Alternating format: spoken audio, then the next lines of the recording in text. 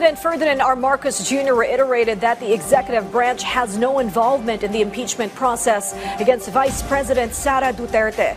Problema nyo yan. Hindi ako nanghihiram ng problema. That's your problem. That's again, that situation does not really involve me.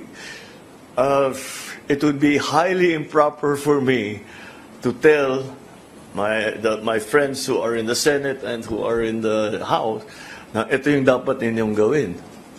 Highly improper yun.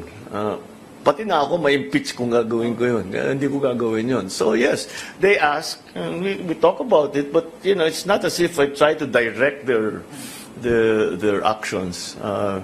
That's the last thing I want to do. Besides, when this all started, I immediately came to the conclusion, I have no part in this.